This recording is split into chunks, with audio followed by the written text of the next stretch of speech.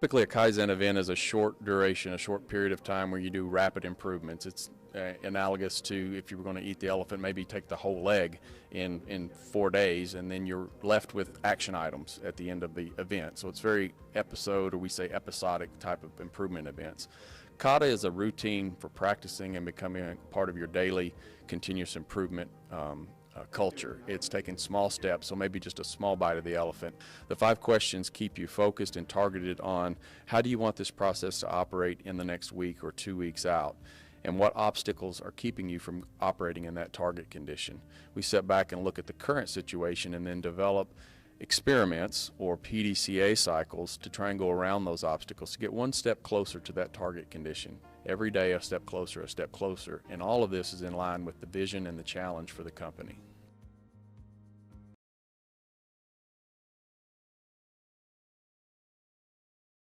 Okay, thank you everyone for joining us again. Today our guest is Beth Carrington of Kata Matters. Beth, good morning, how are you doing? Good, Brandon. I'm doing well. How are you today? Pretty good, pretty good. Beth is a longtime practitioner of improvement kata and coaching kata. She's been my personal mentor when I first started, learned a lot from Beth, and many times I still go back to her and ask questions and seek advice. So I wanted to bring her on and share one particular presentation that's out on SlideShare that I usually refer back to, and I use it with a lot of clients, be very successful at it, and I think you would too in the Kata and Lean community, and that's the 5 key factors for success. Yeah, Kata, it's really about Kata Advance Groups, which is in and of itself an effective Kata Advance Group, really steers the success or failure of Kata skill development in an organization. And so this is 5 key factors that an advanced group can really put their finger on the pulse and bounce back to this to see if these 5 factors are in play, it increases the probability of cultural change, which is what we're striving for with Kata skill development. Exactly. And those 5 key factors I've brought in front of clients many times and talked to them about that, and it makes sense for course correction. So I believe really that's one of the top of the list for my clients, and as well as what Beth has. So I have the 5 key factors up here that we'll be going through them, and I would like for Beth to think back to give us some examples and so some general thinking behind the process that she went through developing these 5 key factors. And we'll go with the first one there, relevancy. So Beth, could you talk to us a little bit about relevancy as it pertains to the learner coach and second coach in the improvement kata coaching kata? Yeah, so what we find is, and the relevancy has to do with what the kata practitioners are striving to achieve.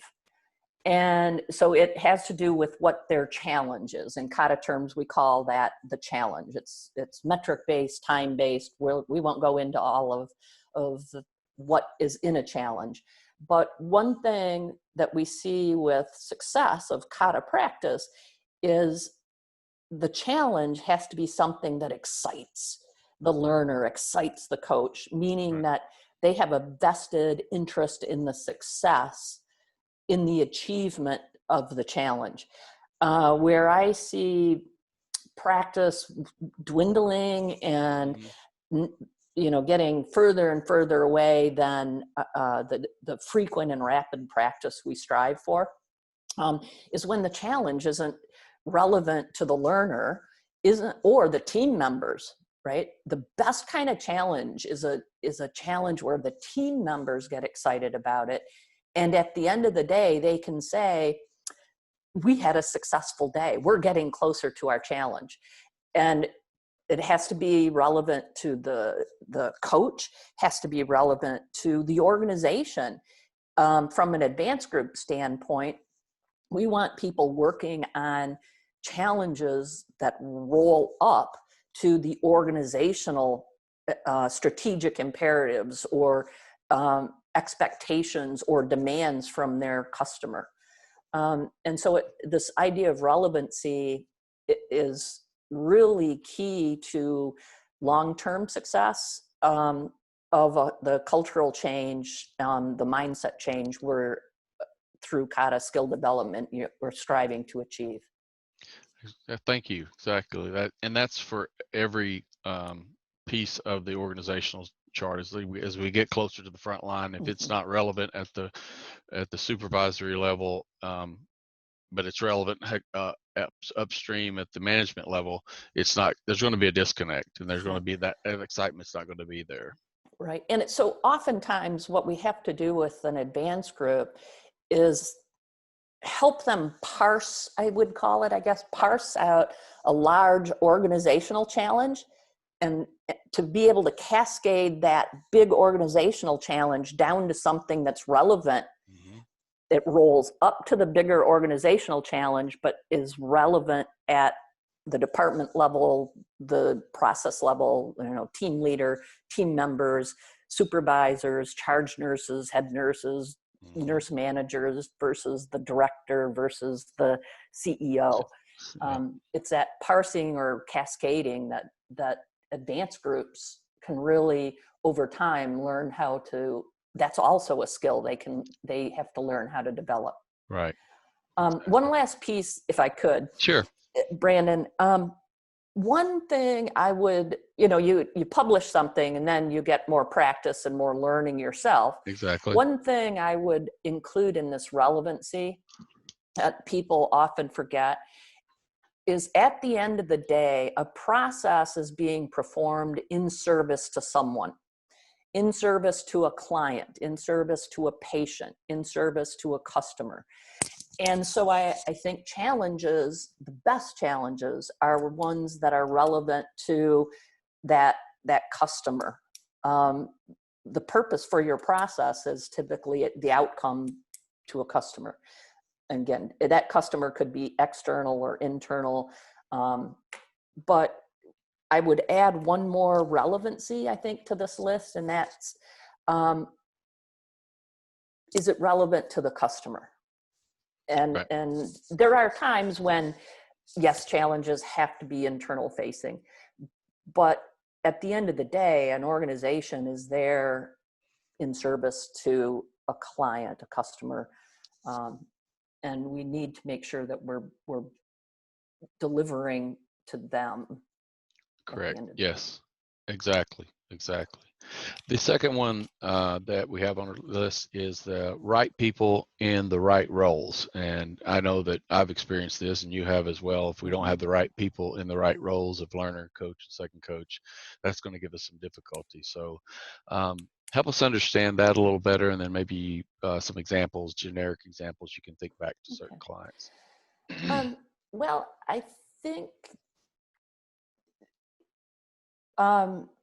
putting the right people in the right roles is about looking at a particular challenge and saying which processes, again, that idea of parsing a big challenge out to process levels, department levels, organizational levels, and rolling it out and saying, okay, who are the right people to address this challenge? What I see a lot of organizations doing is they pick the people who they want to practice and then develop a challenge that they can go after. And I think that's okay at the beginning, when your focus is really purely on skill development. We need to get people to understand the routines, the mechanics of a storyboard. What's these 5 questions, and internalize this stuff. That's what I would call the skill development phase.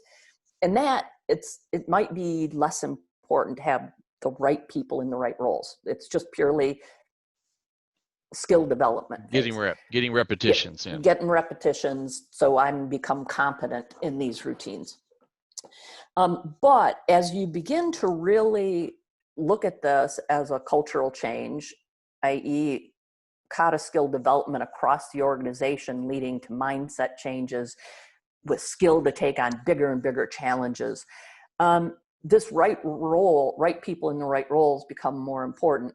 And that really means that this becomes a chain of command, where I, as someone's, let's say, director of nursing, my job is a second coach to the head nurses, to the nurse manager who is coaching their head nurse, as an example, right?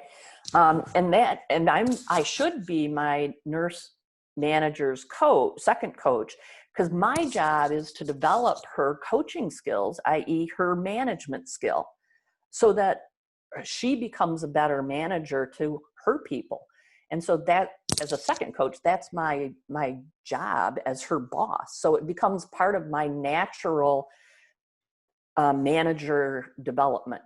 Just as a nurse manager, her job is, or his job is, to develop skill in their head nurses, right? And leadership skills and problem solving skills and all sorts of skill. Real tactical. So it's natural that she is the Kata coach, developing teaching the mindset of Kata. And so it's that chain of command where, as a manager, I am responsible for developing the skill of the people. So it's a natural fit, as opposed to the old, what Mike Rother refers to, the 20th century approach to lean, where outside coaches come in, staff-led coaches come in and coach people. That's the old model of lean management, the 20th century. And what we want to get to is, no, this is chain of command.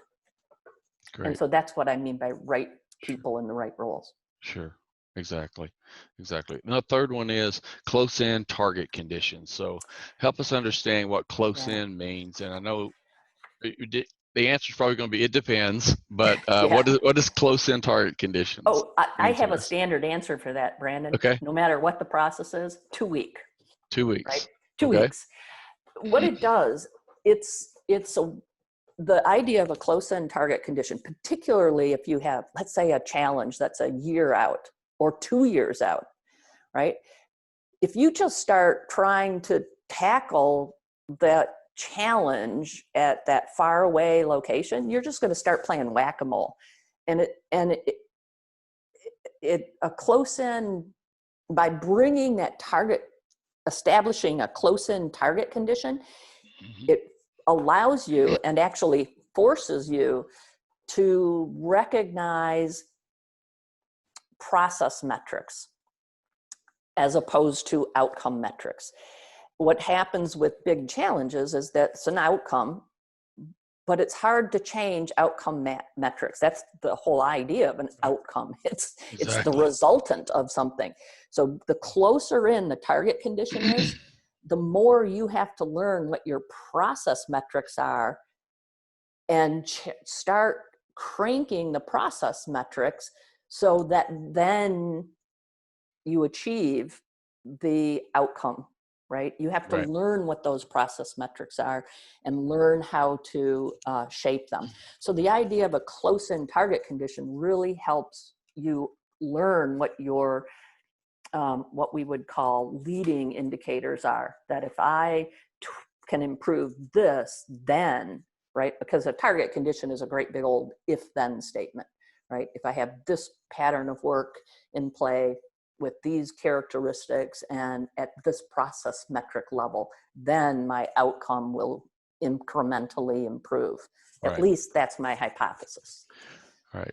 And I've used on the example of boiling water, the outcome metric might be to boil it at 212 Fahrenheit or 100 degrees Celsius. The heat rate is the process metric. The amount of heat I'm putting in per minute gives me the outcome, and that would be the dial on the electric stove or the size of the element. Surface area that we're giving there. Most people can relate to that when we're in a training type class. It's a little more difficult out there on the the Oh, shop yeah. floor, or the hospital floor, or in the service industries and everything, to find that process metrics that's driving that outcome. Yeah. So the Yeah. closer in one, we won't see the outcome metric move unless we can identify that process. Oh, things like readmission rates at some of the hospitals, right? They have a scorecard that is their outcome. The scorecards come out 3 months history. So you're getting a red, yellow, green, but you don't know where you are on your Quest rating for 3 months. And yet that's the challenge. Well, that's too late, right? Right. You're not gonna, you're looking in the rear view mirror, right? Trying to steer the car. That doesn't work. And so there's, so then you went right to, well, let's just count the number of patients we have readmitting, right? And I can count that every single day. I know every day, did I get a readmit? And then, process metrics even lower than that in terms of frequency of touches with these patients, and all sorts of metrics now can be devised and more uncovered that will help us lead to that 3-month scorecard. Right. Exactly. Fourth one is frequent and rapid PDSAs, and I think you and I are both on the same page there. This is a skill that we need to repeat. We need to do it like diet and exercise every day. Yeah. But frequent and rapid PDSAs, how important are they, especially first starting out, and then even 1 year into the deployment? Yeah. It's really, really important. At the beginning, it's really important in terms of skill development, because, the neuroscience is pretty clear. Rapid and frequent practice helps skill development much better than infrequent, even longer, but infrequent practice. So every day helps you develop skill faster. It also sets up the habit, right? And this is just something I do. You internalize it a lot quicker, and it instead of being something else I have to do, it just becomes what I do. And every day I'm working a little bit towards that challenge. I'm not waiting until the fourth quarter to now tackle that big challenge goal, which is the typical approach to goal achievement. I'm going to start breaking it down every day. And it's like the cumulative effect, right? Compounding interest. I'm going to move every day a little bit closer to that, learn how to move a little bit closer to that challenge, and learn what works and what doesn't work. It also leads to, actually, I'm going to jump to the next key factor, Okay. Brandon, if I could. Sure. And that's purposeful coaching cycles. So if we set up a practice that says we're going to meet at the storyboard every day at such and such a time, and we're going to go through the coaching cycles. If we're not doing frequent PDCA cycles, those coaching cycles become irrelevant because nothing's been done. And I've seen this in practice where day after day, the coach comes to the board and asks, the 5 questions, one of which, what was your last step? And the learner says, I didn't have one, didn't do that. And that just now, and the coach just says, okay, well, all right. Yeah. All right, so what are you going to do next? And they'll say, oh, I'm going to try to do that tomorrow, right? And it just repeats. And the coach, so then the coach begins to say, well, all right, let's only meet next Wednesday. Or, and now coaching cycles get less and less frequent. PDCA cycles aren't really frequent, and practice dissolves. Right. And I've seen so many times the flip of that is learners will make PDCA cycles. It's a meaningful PDCA, but it's so huge. It could be a target condition in and of itself. Right. Right? This is going to take me 2 weeks to do this PDCA. Right. The answer Well, sometime is next Thursday is when I'll yeah, be able to tell you what we've learned from yeah. taking that step. So as a coach, you want to get that learner into, okay, I understand, but what can we do today to learn something to help us prepare for that, or break it down a little bit further? It's a learning process, right? Right. And daily practice is hard. I'm not going to argue Exactly. with you on Yeah. that score. Daily practice is hard. The idea is to learn how to do it. Right. Many times they think there has we coach, we want them to do a change, we want them to do a Mhm. test of change, an experiment, some type of Some change type in of learning step. right. And It's a learning step. but many times when they give you that long uh step and they come back and there's nothing to coach, we say, well, we can't coach nothing. But when they start to lay that out and they start to say, okay, next Thursday is going to be the time when we're going to be able to do this, many times I'll stop and say, we have this other type of experiment. It's Mhm. called a go and see.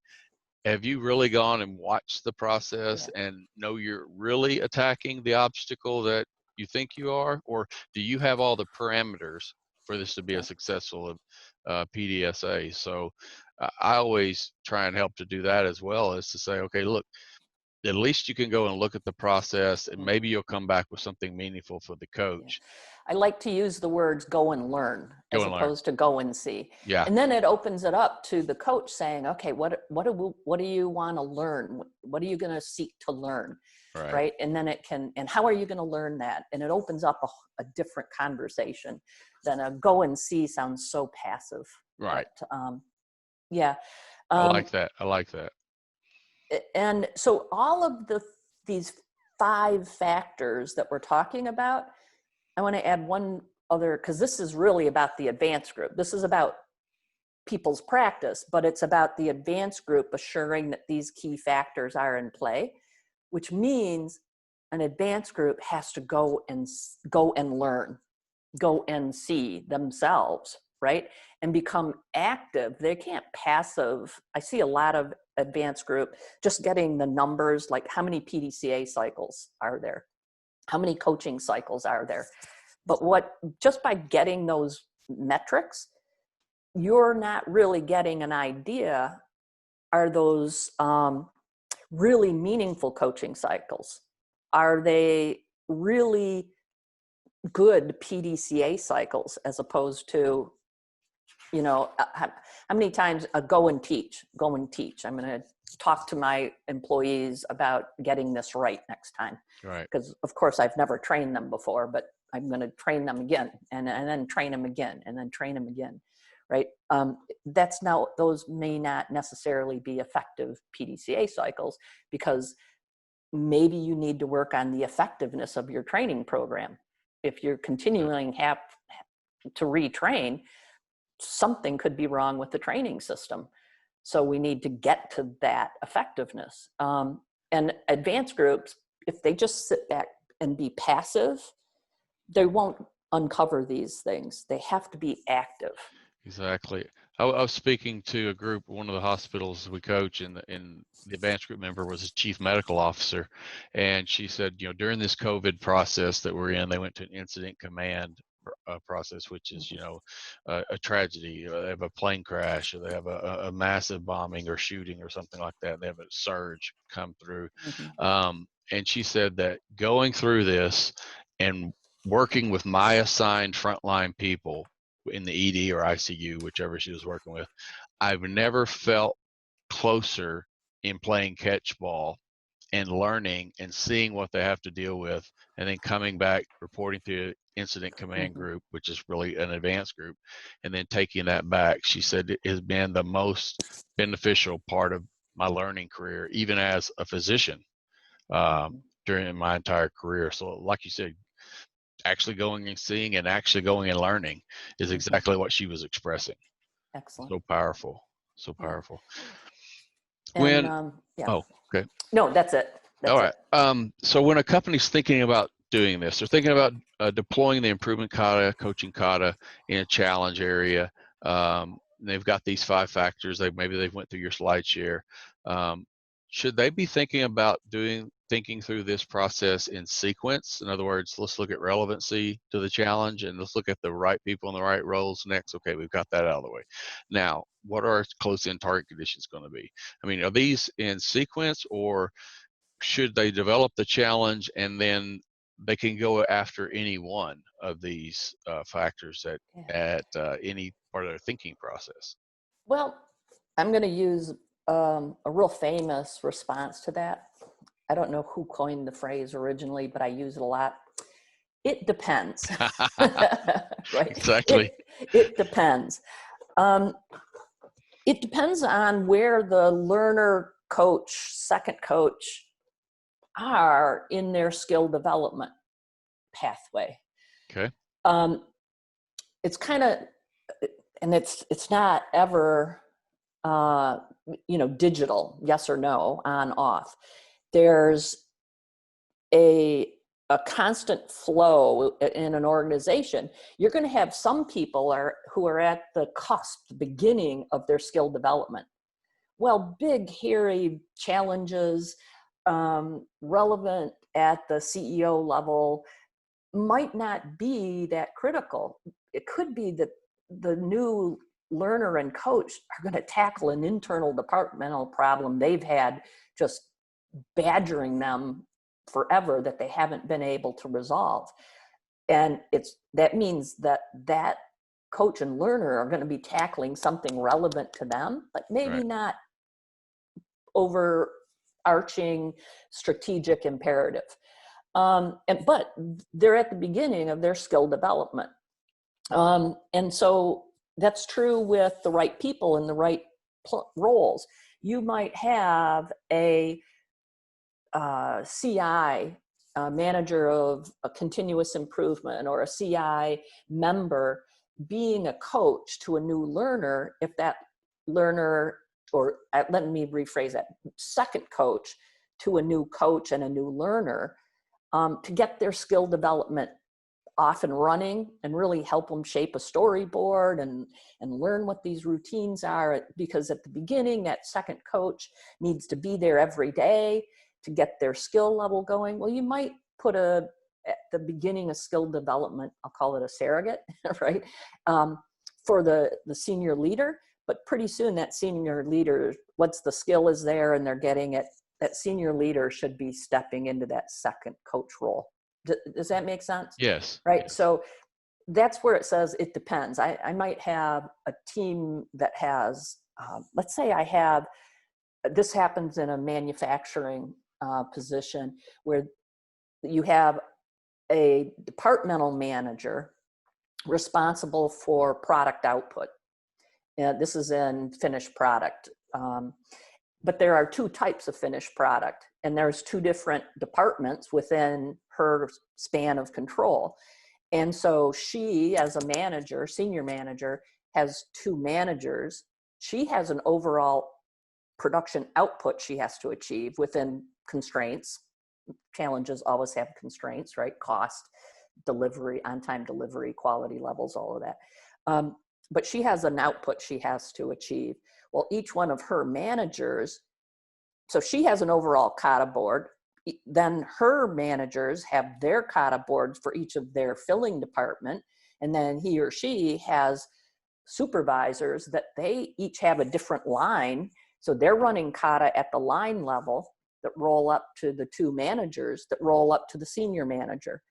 Now that is the right people in the right roles. And once those skills, man, I want to make sure that those right people in the right roles, but they've already got the skill of hopefully close-in target conditions and rapid PDCAs and purposeful coaching cycles.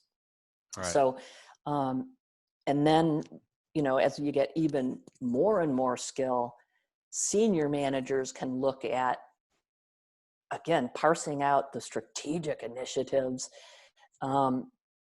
and parsing that out all the way across their entire leadership chain, in all directions, right? Whether that's procurement or logistics or production or quality control or quality assurance or manufacturing development. IT services, all of those now roll up to the organization being able to hit their strategic initiatives. As you're talking there, a picture came in my mind of the 5 key factors and the Dreyfus scale of their skill level, and almost plotting them and saying, okay, where on the Dreyfus scale are you at? Okay, and then as I watch you coach or watch you do your experiments, this is where I see the weak link, or this is where you need to really concentrate on its relevancy and it's the right people, or you're on into your skill development, you're a competent coach. So now I'm seeing coaching cycles that aren't as purposeful or meaningful as what they really need to be. We need to up our coaching game. So that was what was coming to my mind as you were describing that. Yeah. Was an overlay of those 5. Yeah. For both And that's true. That's, you know, why we bring out these 5 to advance groups and kind of say, where are we in play? So anyway, I hope I answered that question. Yes. Yes. Really did. So I know that you've dealt with and had clients at all levels, hundreds of clients that you've had, multinational, Fortune 500, you've had the mid-sized clients, the small businesses, you've had healthcare, manufacturing, a very diverse pharmaceutical, all of those. Could you put your finger on just 1 or 2 common failure modes you see as they might struggle with the Kata deployment, or even just the coaching and deployment? Are there any of the 1 or these 5 factors, 1 or 2 that you say, okay, when they start missing here at this phase of the deployment, I can see they're heading down a bad path, or are they all equal? I think they're all equal, but and you know what, I've seen all of them in every kind of organization, whether it's big, small, healthcare, pharma, manufacturing. I've seen them all. But I think one of them that I see, and I'm almost thinking about adding another factor, but I think I'm going to do it as a separate kind of aha. A common thread is organizations think of Kata skill development as something I'm going to implement. It's still, they come up with an implementation plan, and senior managers, if hopefully they say to themselves, I need to be a learner first. And then they become a learner at a process level, let's say. And then mentally, it's almost like they check off a box.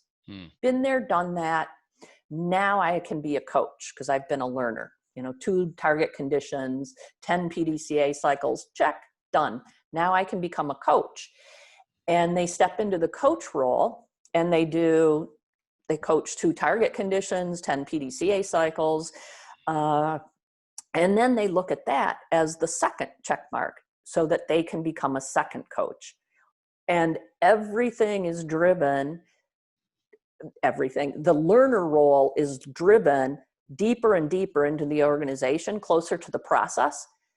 And people forget to practice their learning skills at their level of the organization. So if I take a middle manager, they should be a coach to their next level down and a second coach to the next level down, but they're also a learner to their next level up, right? And so that middle manager can be a second coach, should be a coach and a learner, tackling things at their level of the organization. And I don't see that happening in practice in a lot of organizations. It's like we just implement Kata learner skill at the lowest level of the organization. So it becomes this, I think it's called a level 1 artifact of, meaning it's not very deep into the organization. It's just not culturally something that we all practice. It's something they practice. Right. Yeah. And so I see that a lot as kind of a manifestation. And then then that leads to, well, if we do get a manager or a senior manager practicing at that level, at their level, what I'll hear a lot of times is, well, my process cycle is a month long, right? Because it's usually fiscal or something, or, reporting. And so therefore their target conditions or even their PDCA cycles become 1 month. And they forget that they have a whole department working every day towards achieving that. So why do we go to 1 month or 3 month target conditions? We want to bring it back to 2 week close in, 2 week target conditions, and then do daily PDCA cycles. So it's kind of interesting. Yeah, if they check the 2 boxes and then they step away and say, okay, now I'm just going to come to the advanced group meetings or advanced group sessions, and even those turn into just implementation meetings sometimes. They're not using the 5 questions. They're not having a target condition toward a advanced group challenge. They don't have that cascade. And I see the same things, same things. And I'm not saying that the organizations that do that don't get results. And that's part of the hubris of it. They do get results. And if that's what you want, I had this conversation with a site down in Brazil, and it was like, if they've had unbelievable success implementing the model that all of the learners are at the lowest level, closest to the tactical day-to-day roles. They've had great success. But what the leadership of the global organization, they didn't want, their goal was not just success in the numbers. They really have a vision of becoming what's called a learning organization. And the model of just implementing at the lowest is not becoming a learning organization, where everybody is practicing the scientific way of thinking and acting and really learning how to take on bigger and bigger challenges and exponentially, blowing the top off of their results. So it depends on what you want. If you want, incremental improvement in your processes, that can be cumulative and become pretty good. But if you really want to develop a culture, this is based on Toyota. I mean, everybody practices these routines at Toyota, whether you're the CEO or a team leader in an assembly operation. Right. They have one common methodology: coaching and experimentation and striving for challenges they do not yet know how to achieve. Right. Kind of a long answer, sorry. Well, yeah, and I agree. It could be any of the 5. The 2 that come to my mind in one paradigm shift or one shift in a hospital was a nurse manager, and she was in the learner role really a long time, 3 to 4 months, because of turnover within her department. And the challenge was a typical Studer challenge of answering call lights 90% of the time within 3 minutes, and it kept getting, from 50% to 60% to 65 to 70. So it was getting more and more, but you could tell from the coaching cycles they were just exhausting for her, and she just felt like, we can't achieve this. We've done everything. We've removed obstacles. I don't think this is possible. And I simply asked the question: if we set everything up in the challenge state, she was running at 1 to 6, 1 to 7, sometimes 1 to 8 nursing ratio, and she's like, I can't cover that hall. I can't cover that many patients with only, the nurses I have. So I said, well, let's set it up in the challenge. Let's set one set of 6 patients, a PCA, a nurse. Let's run for 4 hours. Let's push and set up the challenge condition. Run it for 4 hours. We did that. There was around 50 calls. I think they answered them about 80% within 3 minutes, maybe in the mid 80s. And we looked at the data. Their average was 3 minutes and 21 seconds. So they were close. They were doing it, what we would say, in service to their client. A good job, albeit the patient should never have to use the call light. Right. Yeah. But of the 50 calls, like 28 of them were from one patient. And everybody in the room were like, really? Well, why would one patient be that? Well, and they looked up the patient. She said, oh, that's Miss So-and-so. She's like 75 or 80 years old in a step down unit. Son was in Seattle, a daughter was in Atlanta, or you know, they only came in for a visit on a weekend or something. She didn't have anybody, but she was needy. She would use a call light every 15, 20 minutes. Or you see that with kids sometimes. And she just Left said, to their... I need to work on turnover. I need to work on retention. And so just looked to her manager and I said, she seems passionate about this. It's a problem. And she said, yes, it is. Then let's change the challenge. And when we changed it to retention, I think the area was in around 20%. I think for that market, they were at 16.5% turnover, and she got it down to 10%, which was phenomenal. But every day they were meaningful coaching cycles. It was relevant to her and her head nurses. They began to retain people. Target conditions obviously were close in. Everything started to come into play at different times, and it was great to see her shift from her excitement at the beginning with the 3-minute call out challenge, and then shifting to what was relevant to her, cascaded all the way through the other 4. Yeah, I think you've nailed it. That whole, if I'm working on something that doesn't affect me, right, or isn't what's immediately in my way to delivering what I need to deliver, but I'm given this challenge.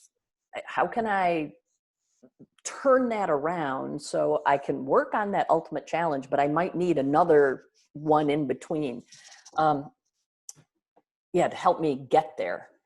So the relevancy of the challenge is important, because Kata is practice, right? And Kata isn't something you do. We've had this conversation before. It's something you practice, right? But you practice in service to achieving an objective. And if that objective, that challenge state, isn't where anything that really viscerally is relevant to you, you're less passionate, right? You're not going to have the passion to carry you forward in your practice. Exactly.